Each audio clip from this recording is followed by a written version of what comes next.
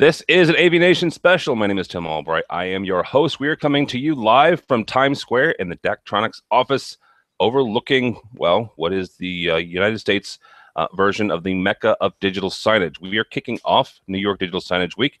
Our thanks to our friends at Daily Do for having us and helping us coordinate the 3 shows that we're going to be doing this week and all the other meetings and everything. So to kick off today with me, first and foremost, is Andrea Vrone. Most of you folks know her. She is from Digital Signage Expo. How are you, ma'am? Great. Thanks for having me. Absolutely. You and I both flew in this morning, and I'm not going to make the whole "our arms are tired" joke. So, so with us is Florin Gale. Florin is from Microsoft. Welcome, sir. Thank you very much for here. I actually want to start with you, Florin. You have an interesting story. You've been a part of Microsoft's store rollouts since the very beginning. That's right. If folks aren't aware, Microsoft has several standalone retail locations. Yep. You've been a part of their digital signage and their retail experience. That's right. How did you go about crafting the idea of Microsoft, which is traditionally a software manufacturer, and suddenly coming out and saying, okay, we're going to have retail stores? Florin, we want you to make the experience for our customers coming in. How did you handle that? Well, it all started, and I'm not the only person that has came up with the idea, but obviously I have been involved with Microsoft and Microsoft Store since the very beginning. It all started with ultimately what is our mission. You know, our mission at Microsoft is to empower people and organizations to achieve more. And we realized that one thing we needed was, to have a face on it, to have a physical representation of our brand. So Microsoft Store ended up being the means by which Microsoft ultimately has an opportunity to connect with the customers. When it comes to our customers, we want them to come to Microsoft Store and have, the best possible experience discovering products, learning about products, purchasing products, and ultimately, we hope that they grow to become a true fan of our brand and of our Microsoft stores. So in the very beginning, 8 years or so ago, when we opened the store, one of the ideas that was bounced around, and the reason that I've ended up being more and more connected with the digital signage industry, was this notion of having a very large digital canvas that we can use in our stores to communicate and connect with our customers. The rest is history. Since then, we've opened, I think over 100 stores. Many of them, not every single one of them, but many, the majority of them still do have video walls as a large statement inside of store, and they're used in a number of different ways. They're used to communicate with stores, they're used to with store customers, and they're used to present offerings, experiences. We're focusing a lot on just providing an environment that the local communities, the store where the store are present, is invited into our space, and we want them to feel, welcome. And a lot of times the video walls and the digital signage and the digital media we have in our store does allow us to have that deeper, more meaningful connection. A couple of things that you mentioned there is you call it a digital canvas. Do you see it as a canvas, or does it depend on the location? Like maybe one location, is it the size or the use case? What would you define as a digital canvas? Well, the digital canvas that exists in our stores is very much, built around the limitations, if I may, of the physical location we're in. Okay. So every single store is designed within the same design principles and the same structure and the same approach, but then the video walls that exist within it, which I call a large digital canvas, are meant to fit that space. So inevitably, there are a number of different formats that exist for our video walls. I think of our digital screens and our video walls very much as a digital material more than a screen.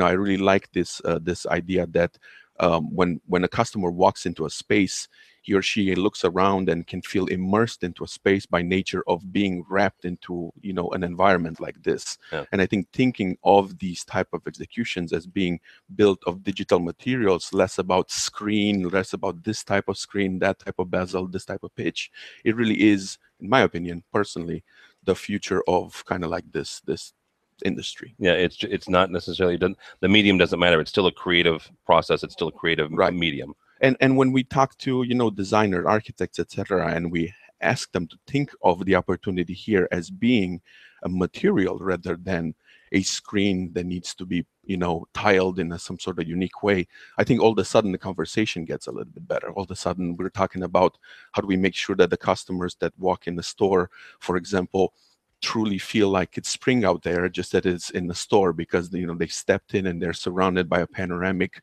field of flowers that, for example, just subliminally connects you to that sentiment. Or here in the great Northeast in the fall, that is one of the things is the foliage here in the and Northeast. it's a part of what we do very much, which is to localize content.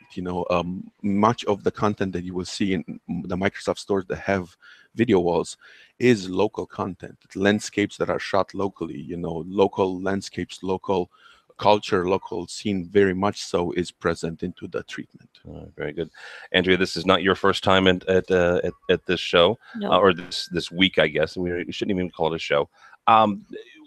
What are you hoping to come away with this week?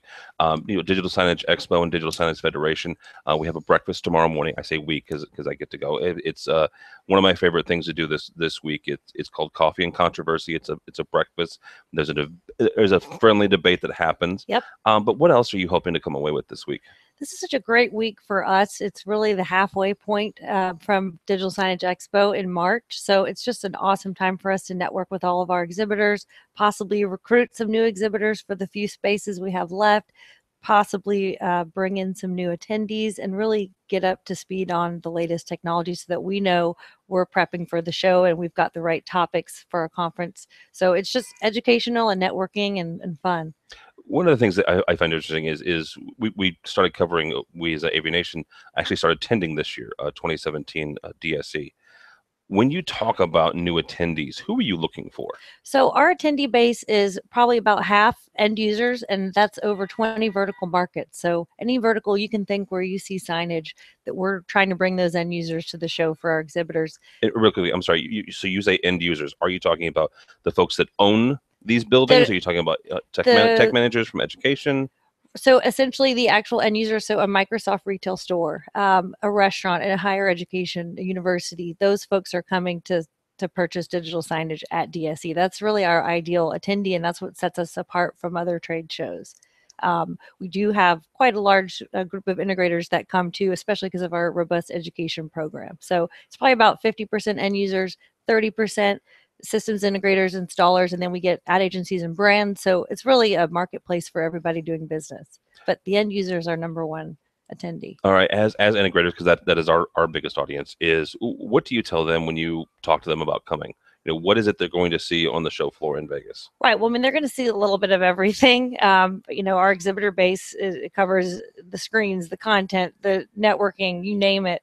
But really, they should come for the education, because especially if they're now wanting to jump into digital signage, getting a little bit more away from the Pro AV side, we have over 125 speakers, and we have a whole track dedicated just for them, as well as a myriad of on-floor free workshops. And so they'll get to play with the technology, they'll get to learn about the technology, and it's a really good place for them to get their feet wet.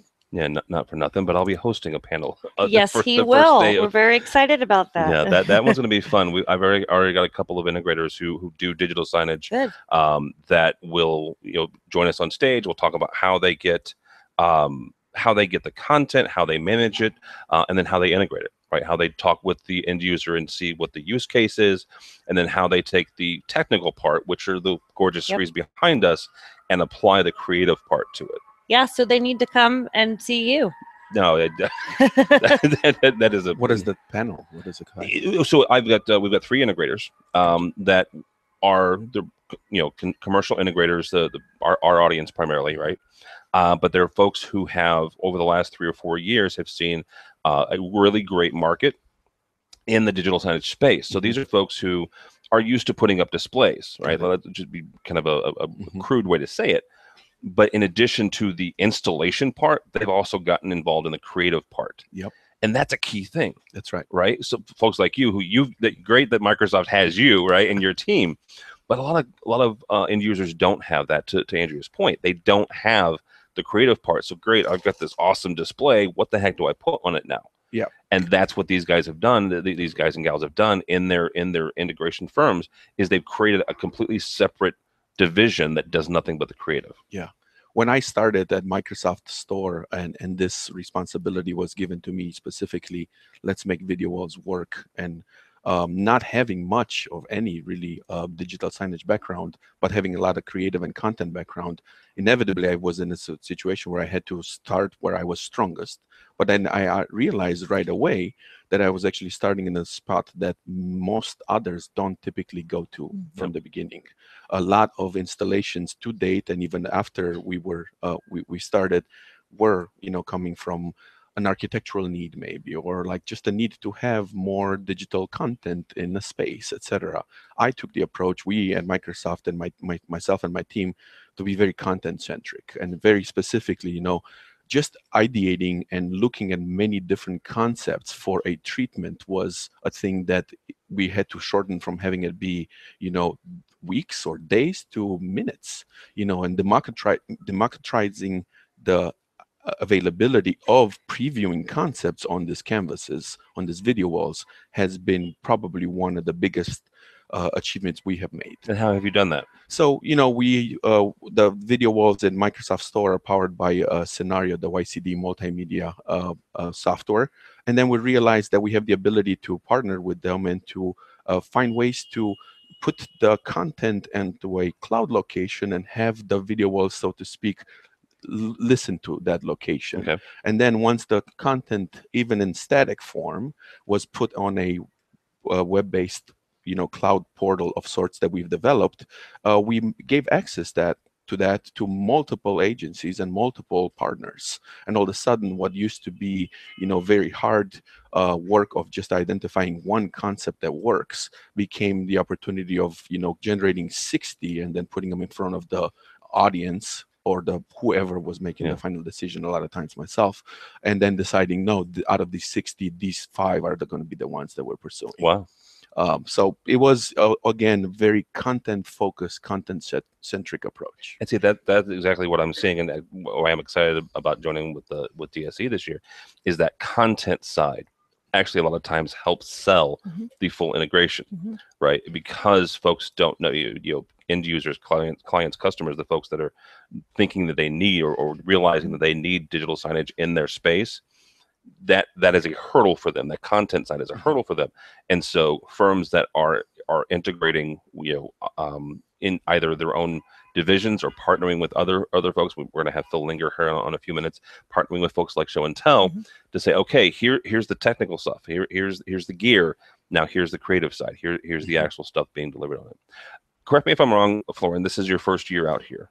First year at York Digital Signage. Correct. Not New York, but for this week. I come here too often. What are you hoping to come away with this week? I'm interested in also obviously networking with people. I think it's been a few years since I've had opportunities to attend digital signage and video wall meetups and gatherings like this. So I'm interested in networking and kind of seeing how other brands potentially and how other integrators, how other agencies are dealing with the advancement of technology as it relates to the space. Back to content. 8 years ago used to be very hard to render content, just putting very forward. Now, with cloud computing and all the availability of processing power, it's a lot easier to render. So now that we have content, how do we use content? How do we use content smarter? I'm interested in learning. The ability to create content was the hurdle again, but now I would like to figure out and brainstorm with others in the industry, how do we make the content more and more relevant? How do we make the content reactive to the environment? How do we make the content, ready for, in our case, the store team and store associates, so that it can truly be the backdrop to the genuine interaction that they can have with the customers. So smarter, dynamic content and how others are solving it is what I'm hoping to get out of the networking conversations that I believe. Awesome. Very good. Andrea, real quickly before I let you go, I would be remiss if I didn't ask you about the Women of Digital Signage that you were starting with another friend of mine. Yes, so Megan Detta, she's the editor of SCN. She's been in the industry quite some time, as well as I have, and we've just noticed that it's kind of time for the women of digital signage to come together as we're growing in numbers slowly but surely. I've been in the industry about 9 years, and dramatic uptick in the amount of females in this space, which is nice. So we want to provide an area for networking, mentoring, some scholarship opportunities. So we're going to be putting out some information about that. We'll have an inaugural event at DSE in March. So stay tuned for that. But we're really excited about it. And you guys are networking with that because Megan's here in New York. I'm going to have her on AV Week this week. Absolutely. So. All right, very good. Florin, how do people get a hold of you or Mike? This is kind of sounds stupid, but I have to ask it. How do people get a hold of you or Microsoft if they want? You can get a hold of me with my Microsoft email address, fgale@microsoft.com. And then you can search for me on Instagram, Twitter. Florin Gale should come up. I have a different alias name in there, but it's a little harder to pronounce. So yeah, those are at least two solid ways of getting hold of me at Microsoft or just me. All right. Thank you so much. You're very welcome. And Miss Verone, yes, thank you. So a big day today. Digital Signage Expo registration opened. So go to digitalsignageexpo.net. Everybody register. Tell your friends. We have a little giveaway. Encouraging you to spread the word. And you can find me on our website or at Andrea Verone on Twitter. All right. Very good. Andrea Verone, Florin Gale, thank you Thanks so much. Me. Appreciate it. Thank you. As they exit here and we get our next couple guests on, I want to encourage you guys to kind of follow us this week. Our social media is happening. Well, actually, tomorrow we're going to do something different. We're expanding our Facebook presence. And tomorrow's show that we're doing at 1 o'clock Eastern, we're going to be doing it with Facebook Live. So check that out if you would, please. Facebook.com/AVNation TV. With me now, an old friend who actually, Steph Manning. How are you, ma'am? Yes, I'm doing well. Thank you. I say old. I've known her for like 3 years, but Steph was actually on our very first live from Times Square. Bringing it back. I love it. Yes, we bringing it back like Backstreet Boys and Boys to Men. Anyhow, so with us is Randy Antes. Randy is from Daktronics. So thank you for the space, sir. We are very happy to have you. Anytime. Yeah, we enjoy it. Bring a lot of good energy in here today. Yeah, absolutely. This is awesome. Fun.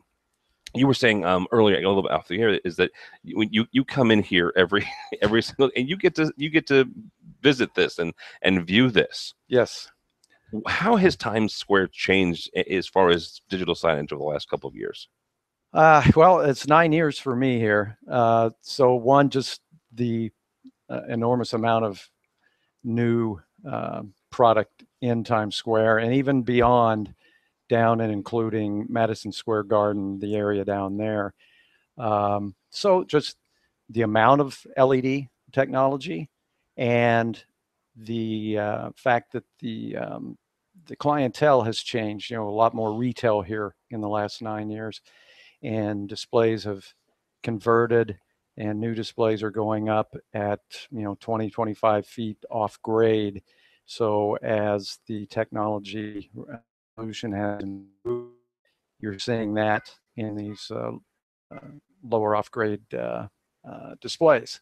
So higher resolution, more of it. I'm a tech guy. I love the whole higher resolution, but a more practical question though. Yes, higher resolution is great. You get to see more detail. You do more things. But from a digital signage standpoint, what does a higher resolution mean for you guys? Well, it's proximity to the display, obviously, just on a technical level. It is allowing people at a closer viewing distance have a better viewing experience. The blend of the pixels is at a shorter distance. So in Times Square, that's important because people are moving in and around very close to the displays.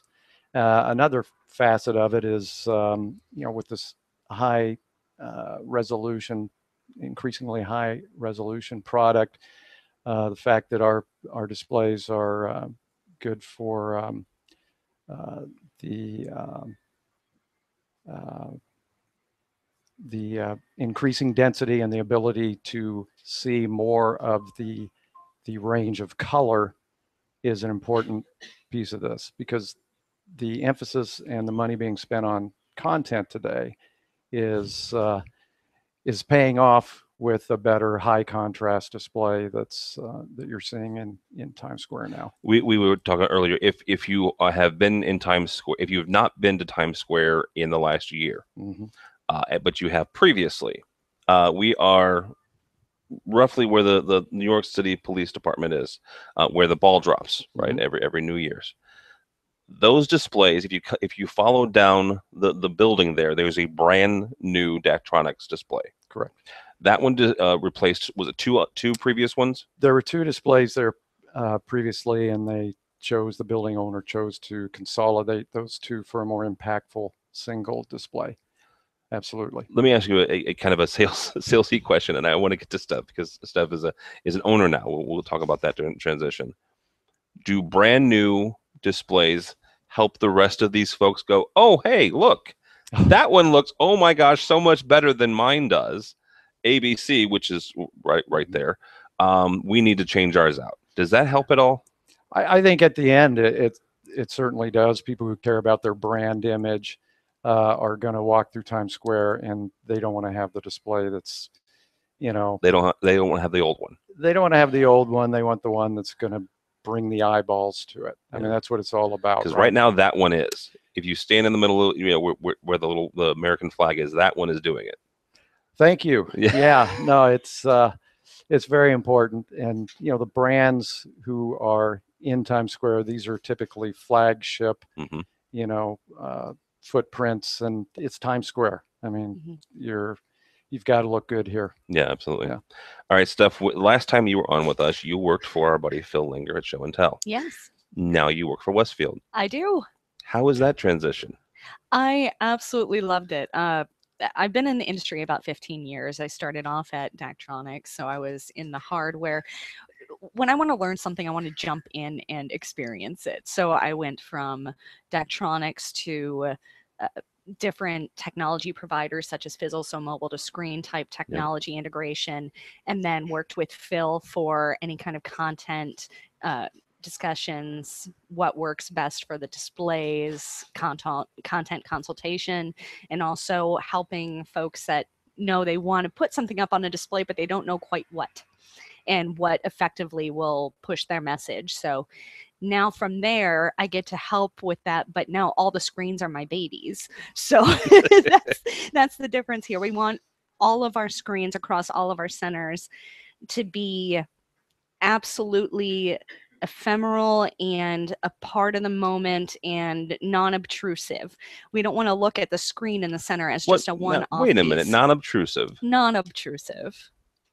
You walk through Times Square, and it's I wouldn't call it gaudy, but it's certainly obtrusive in a good way.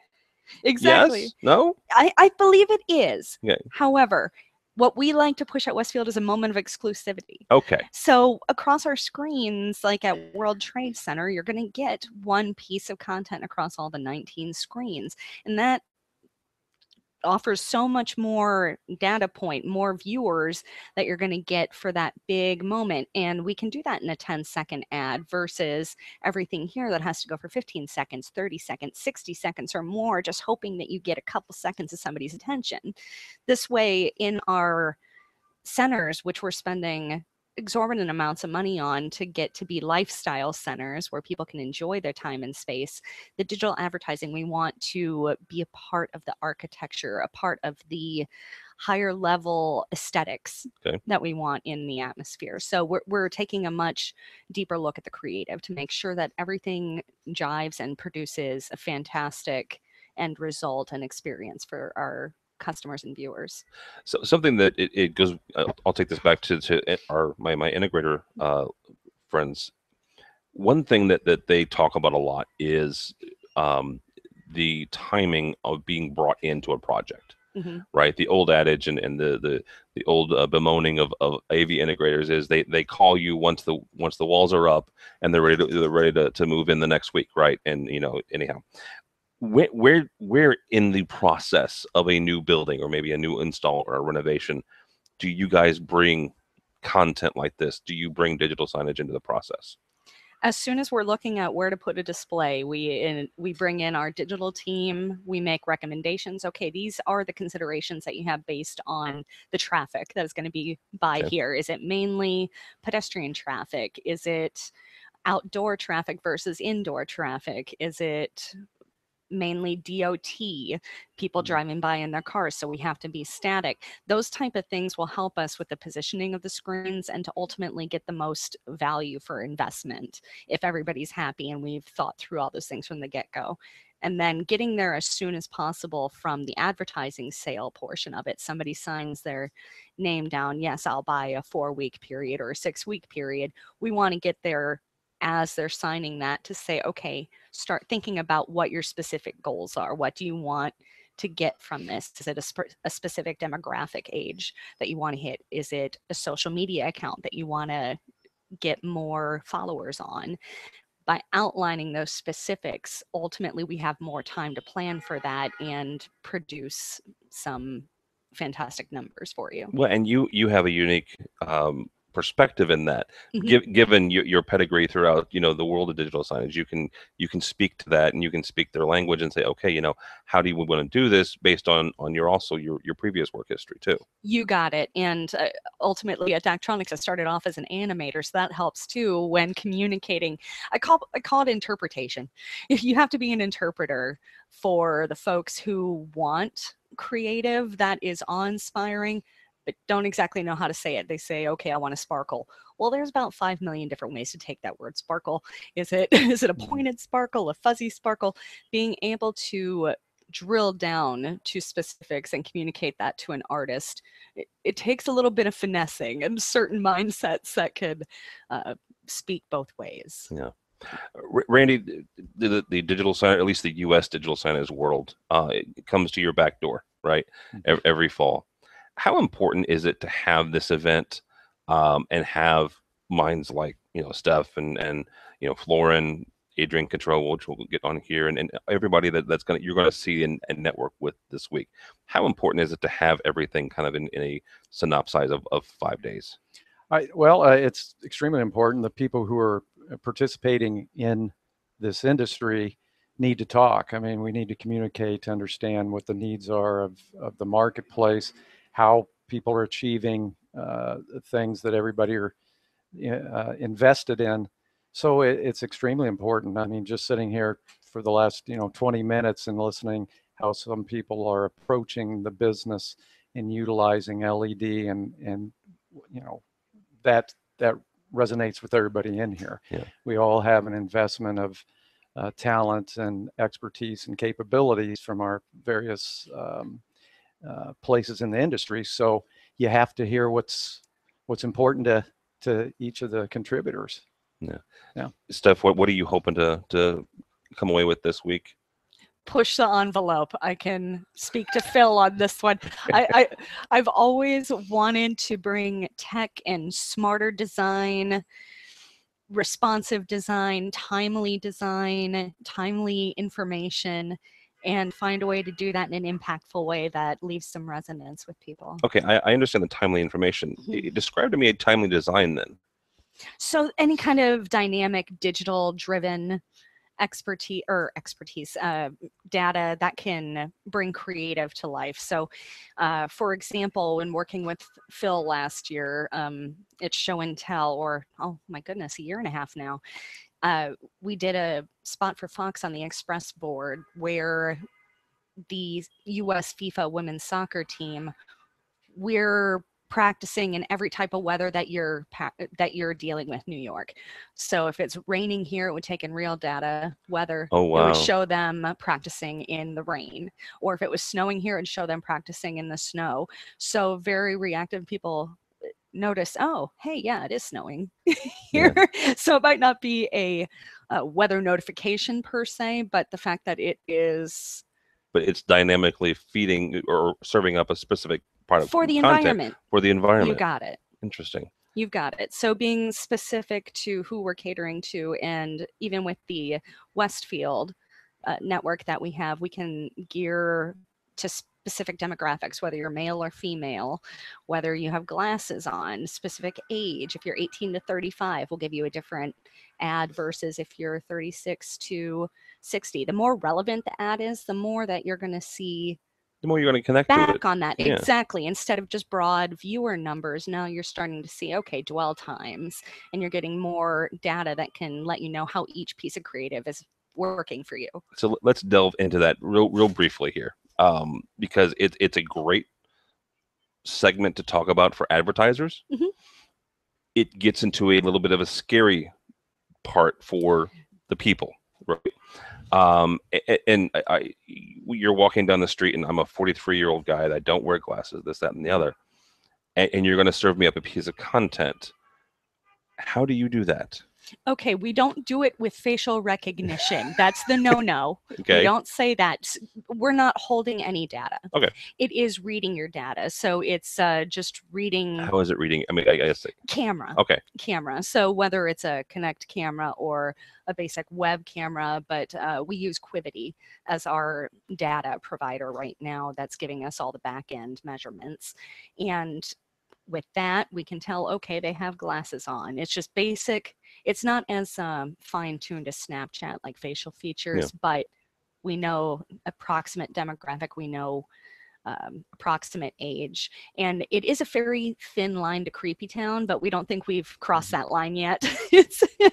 It's more of a informed marketing decision this way, and nobody has to worry about their pictures being held within a system.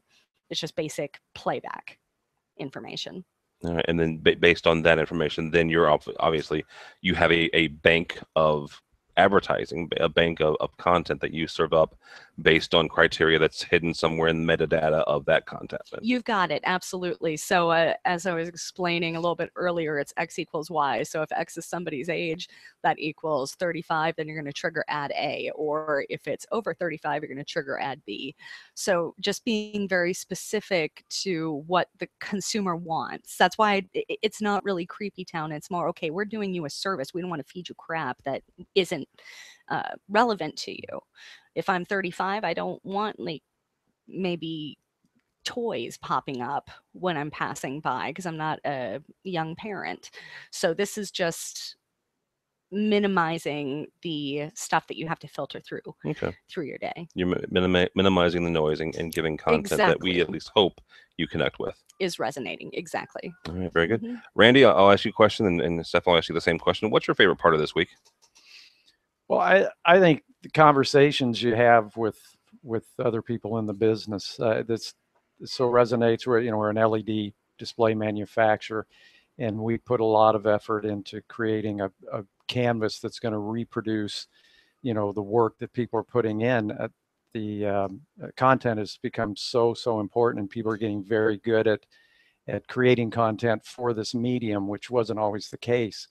So hearing this kind of conversation and meeting people and hoping they appreciate what's going on the content side as it relates to how it gets reproduced in high dynamic range, for instance, and the efforts we put into making that palette highly,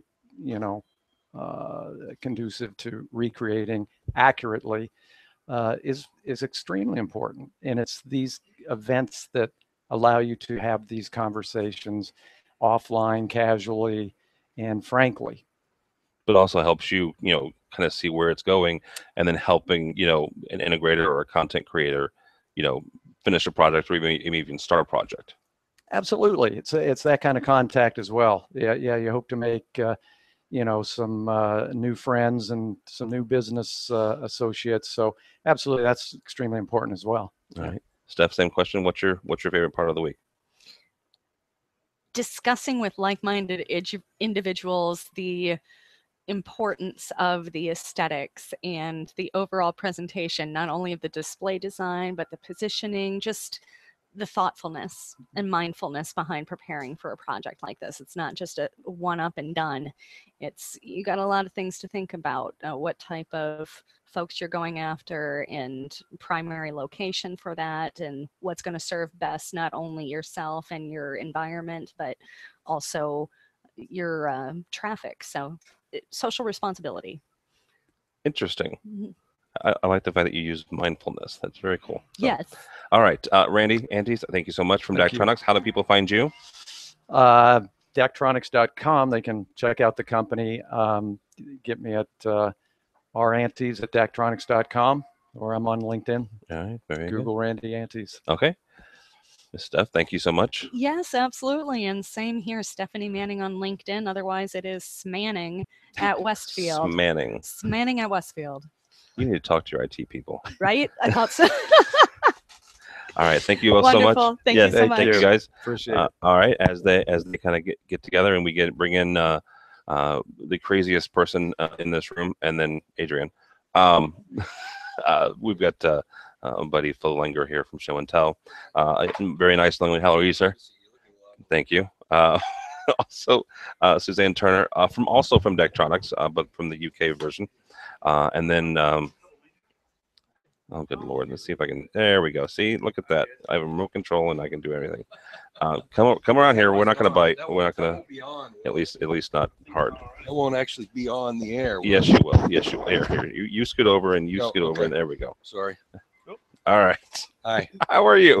Good to see you, Good Tim. to see you. You're as lovely in person Well, as you are on TV. I appreciate it. Is this on? My wife thinks so, at least. She says so. She says so. What? Huh? What? The voice you hear and the guy that you're watching, this guy right here is Phil Langer. Show and Tell. Right? Show and Tell.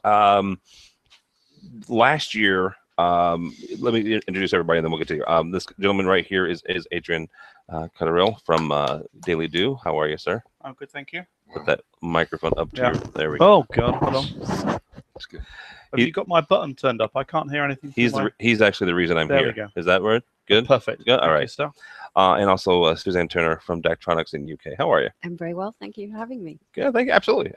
We're going to talk about Piccadilly, which I just learned about today. 2 English people on your awesome. panel. I know, it's crazy. Phil, last year, Show and Tell developed an app Yes. for this week. Right. Oh my gosh. And I think I told you this last year. One of the best things from last year was that app. Thank you. And the reason I say that is this, is because I had a couple of integrator friends who had never been to this week, right?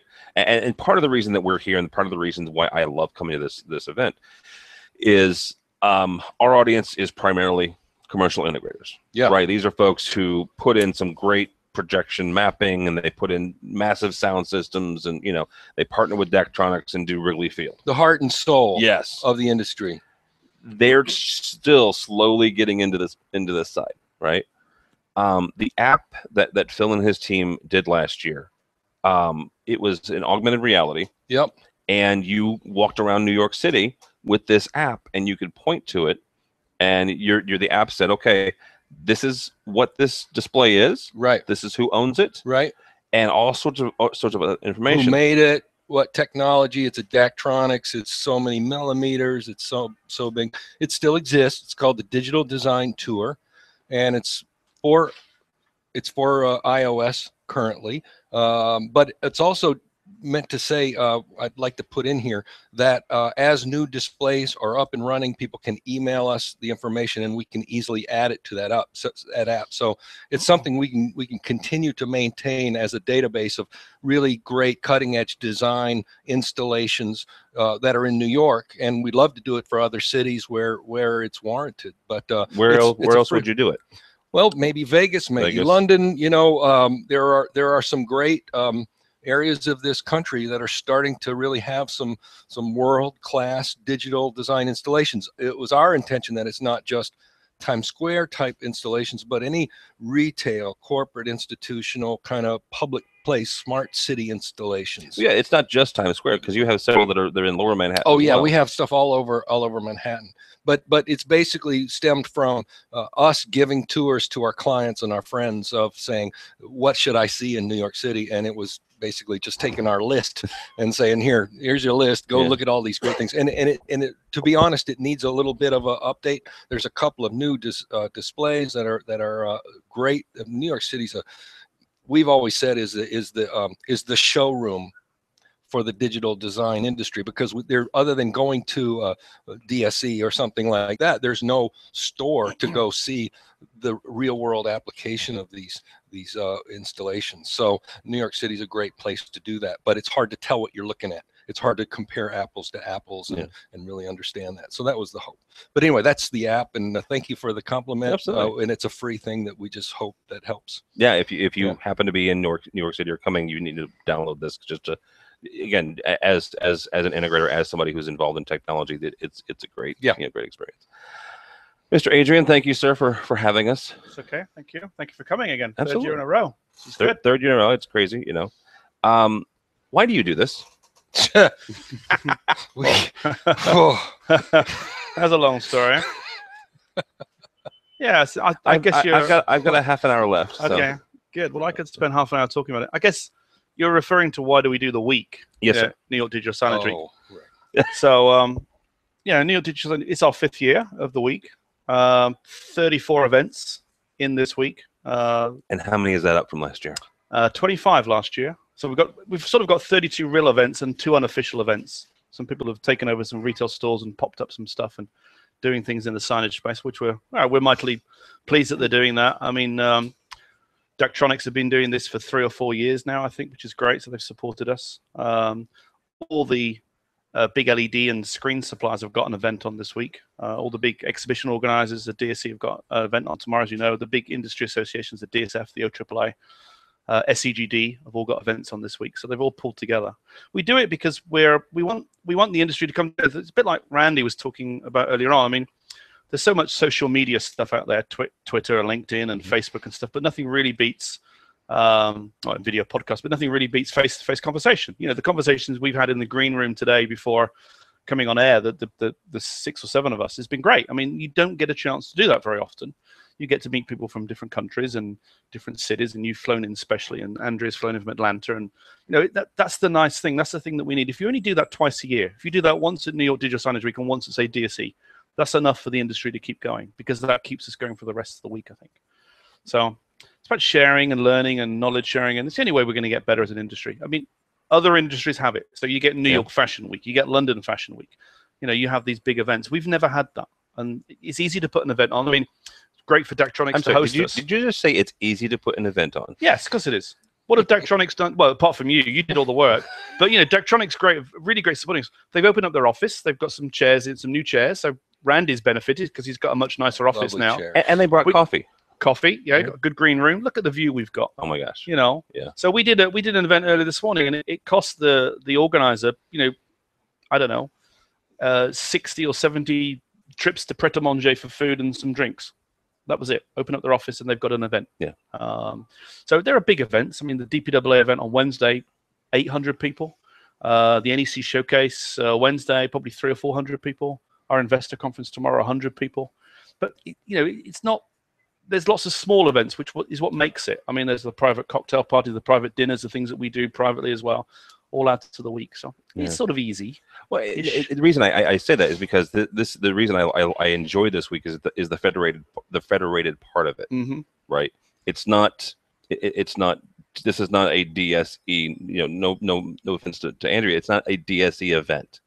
It's not a Daktronics event. It's not that. It's several folks who happen to be in the same space saying, okay, you know what? Let's all just do our thing this week, since all of our folks are coming in anyway. Yep. Right. Yeah, and that spawned lots of other events. I mean, 5 years ago, we started with 3 events: the NEC Showcase, the DPAA conference, which was probably even then maybe called the OVAP conference, and the Investor Conference. That was 3 events 5 years ago. So now we've got to 34. Because it makes so much sense to get together and meet people and talk about things. Absolutely. So, Suzanne, I'm going to bring you in on this. As someone who is not in this market, we'll talk about the Piccadilly display, which we'll put a link when we post this. Andrew from Daily Do has a video that we'll link to. Explain how you work with a group like the folks that did the Piccadilly. And if you're not familiar with what Piccadilly is, it's in London, and the Londoner here will correct me if I'm wrong here. It is the London version of Times Square. It is, yeah, but on a much smaller scale, obviously, but that is our Times Square. So yeah, we work very closely with the property owner, which is Landsec, and the creative agency, which is Ocean Outdoor. And we were really pleased to be selected to be the provider of that iconic display. And yeah, the display went dark. I think it's about 9 months ago now. Yep. So that's the longest time that screen has been down since World War II. Oh my goodness. Right. And it caused quite a stir in the digital industry, yeah. right? So yeah, it gave us time to manufacture the display in Brookings in South Dakota. And we started installing it about 3 months ago now, and we were on target, and it went live last Thursday. Oh, very good. So it's one of the biggest single displays in Europe. Well, it is the biggest single display in Europe. So it's 175 meters high. No, it's the biggest. It's the biggest advertising display. Well, there you go. So what's the biggest display? I stand corrected. Oh, you don't want to know, because this is the Don't whole tell thing. me it's some guy's house. No, it's actually in Moscow, and this is the thing that. Well, that's Asia. No, it's not. Moscow is Russia is in part of the European part of Europe. So no, I mean you don't want to get. So this is the thing. One of the things that people should really do is they should before they do press releases. This is not an issue with Daktronics or Ocean Outdoor, but you do need to check your facts. That's the most important thing. Hang on. Adrian's going to teach us something. Hang on. Check We your don't facts. do Write that this down. in America. Yes, you do. Yes, you do. No. Yes, you do. And what we actually ask people to do is to check it with us, because we maintain a list on Wikipedia of who they are. We have this, if you go to Wikipedia, there's a list of I don't know, 75 different sites, and it explains them. I mean, we've got the one here, your Jacksonville thing. That's a huge screen. The one at not Jacksonville, but the one at Atlanta Falcons. Yeah. So the trouble is, advertising screens, if you want to class them separately, the largest is here in Times Square. It's the Marriott one. That's the largest advertising screen in the world by a long way. Okay, I'm not going to talk about the robotic one. Oh, okay. All right. Sorry. So the Piccadilly, look, don't take anything away from Piccadilly Lights. It is huge. It's mightily impressive. We were over the moon that Daktronics won the contract versus Samsung. Nobody will say this on the record, but it was neck and neck between Daktronics and Samsung. And of course, Samsung subsidize a lot of their stuff with offline advertising and below the line market stuff. And you don't want to do that. You want to go for the best quality LED you can possibly get. So we're pleased as punch that Daktronics should win it. The nice thing about it is, well, sorry, I'm taking Susan's thunder, but we've got an exclusive video tomorrow, our investor conference, which actually you can't link to until tomorrow because it's the exclusive. I'll link to it. Okay. And that shows a lot of the stuff behind it. And what's nice is, and I suppose in a way I don't know if they've learned it from the one here in Times Square, but the one in Times Square is lovely because of the way they can split it up into different segments. Well, that was the thing. So it could be one screen, or it can be, I think, 5 or 6 screens. Yeah. You know, and the one here in Times Square probably pioneered that using YCD multimedia software, I think. But the interesting thing from Piccadilly Lights is because it had been built from, I don't know when it really started, but over many decades, you had a small screen which was one LED, then you had another screen which was LED, then a long time ago you had a piece which was neon, another LED. And the great thing is it's all been ripped out, replaced by one, which you can now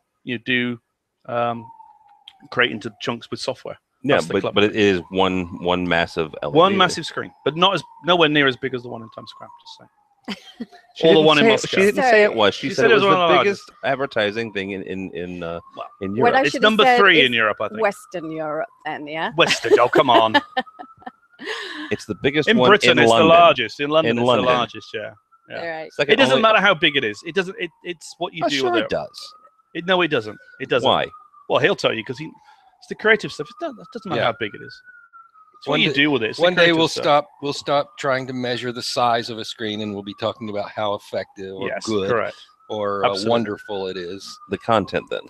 Well, no, it depends what the purpose is. If your purpose is to grab eyeballs, the Piccadilly Lights screen, it's got vehicle recognition technology built into it, VRT, so it can spot vehicles and it knows what type of vehicle it is and do the number plate stuff. I mean, this is all, Steph talked about this. This is where you have to be so careful in our industry positioning this, because Big Brother watch or somebody's really going to get their knickers in a twist about the privacy concerns. Well, and she even mentioned they're at least for Westfield, they're not at Creepy Town yet.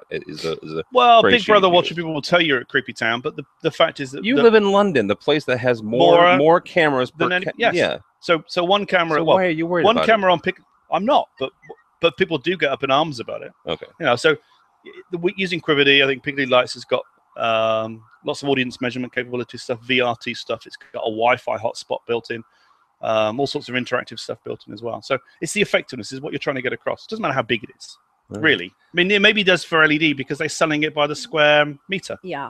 So. It matters to us from a manufacturing perspective that it is one screen and it's a curved display and it takes 4K content. So yeah, we're really pleased with it. Very good. How did you go about walking the property owner, the owner of the screen, through the process And how did you break it to them that you're like, okay, you know what, we need to turn it off and then tear everything down and then build everything back up? Yeah, I didn't actually manage that contract, unfortunately, personally. But as I understand it, yeah, they were aware it'd have to be turned off, and they needed to do some work on the building behind the display anyway.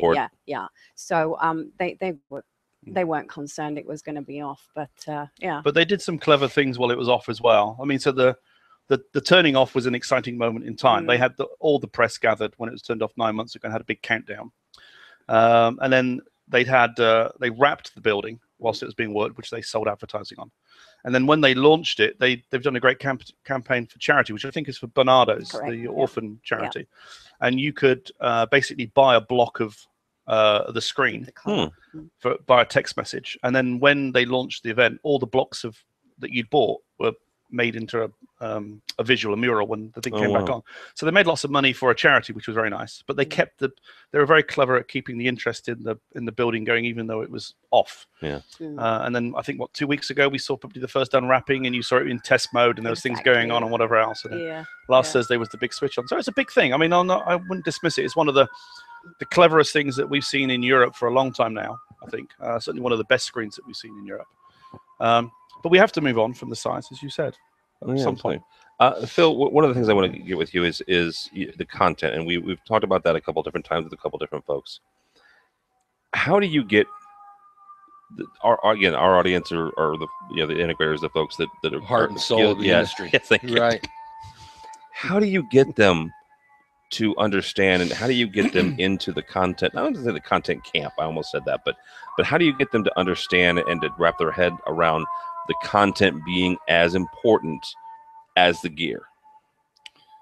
Well, I don't know that that's essential that they become artists to appreciate that. I mean, you're speaking to an audiovisual industry, right? I mean, the analogy might be to say a mixing board or a microphone. I can still be good at assembling and installing all of that, but I'm not Mick Jagger.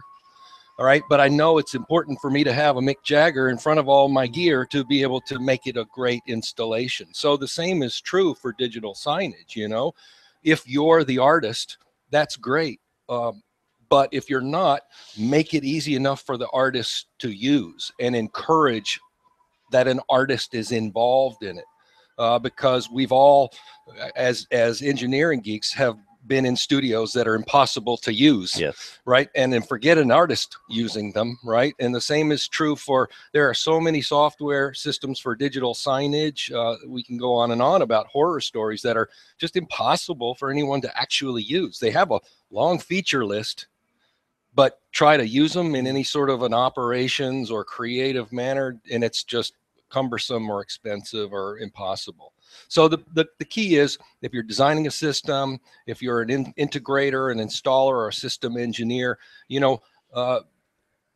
either use it yourself or get someone who does use them to help you understand how easy or hard this thing is that you're creating. Because without that, we've all seen examples of things being over-engineered, and that's an ugly, ugly thing. Oh my gosh! Right. Oh my gosh! Yeah. Suzanne, you come over here from the UK. Like I said, you're the UK part of Daktronics. What are you hoping to come away with this week? For me, it's about talking to peers, obviously, to see what's happening in their market, but also, more importantly, speaking to end users, integrators, consultants, architects, because they're the guys who are going to help us book the trend to see where digital is going in the future. And Daktronics want to be a consumer-led manufacturing company as opposed to engineering. So it's really important just to have the ear to the ground and find out what their expectations are in the market. And there's some interesting stats, because a 10mm and above, that's like a $500 million market right now. And over the next few years, it's expected to decrease to 2.6 million. Really? But for sub 10mm, it's currently a $1.6 billion, and that's expected to increase to 3.9.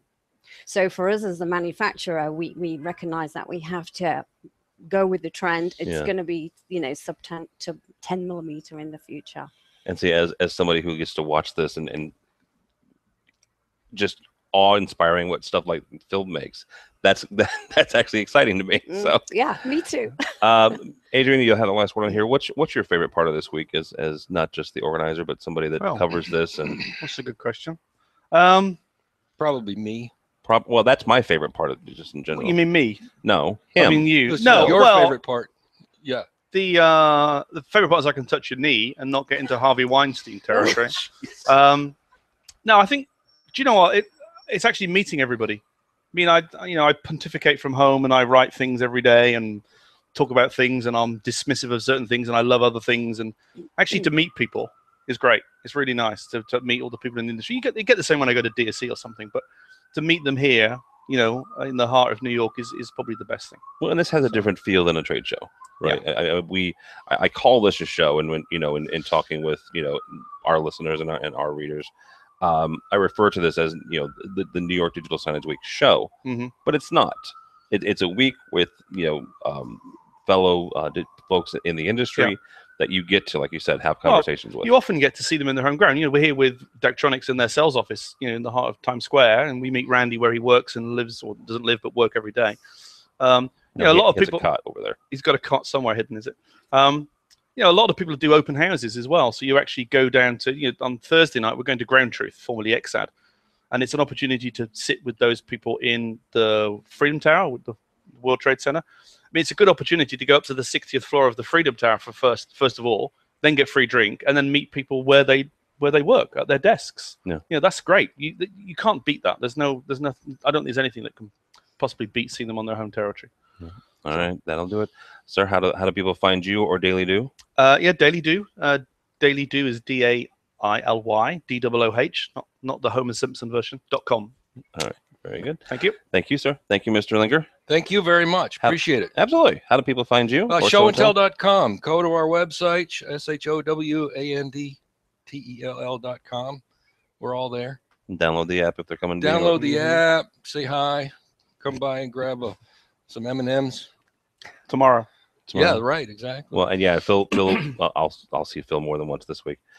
Suzanne, thank you, ma'am. Thank you. Thank you for putting up with that one. No, I love him. I've known him a long time. I'm sorry. So, yeah. How do people find you or Daktronics? Well, you can contact me on suzanne.turner@daktronics.com, but it's Suzanne, SUSANNE. You spell it with a Z. I'll do it. Sorry. A Z. Z. A ZZ. Yeah. It's an S. It's a Canadian thing, I thought. Oh, I'm sorry. All right. Thank you very much. Thank you. Appreciate it. My name is Tim Albright. For more information about us, you can find us at AVNation.tv. AVNation.tv. If you are not in New York this week, then watch our website, AVNation.tv, for other programs like this. We're doing one on Tuesday. We're doing AV Week, which is our weekly wrap-up of news and information live from New York Digital Signage Week at 2 p.m. Eastern time on Friday. I had to double check 2 p.m. Eastern on Friday. We have another show tomorrow, 1 o'clock Eastern. So check out all that and more. AVNation.tv. AVNation.tv. Thank you so much for watching. This has been an AVNation special. Really great job. Really great job.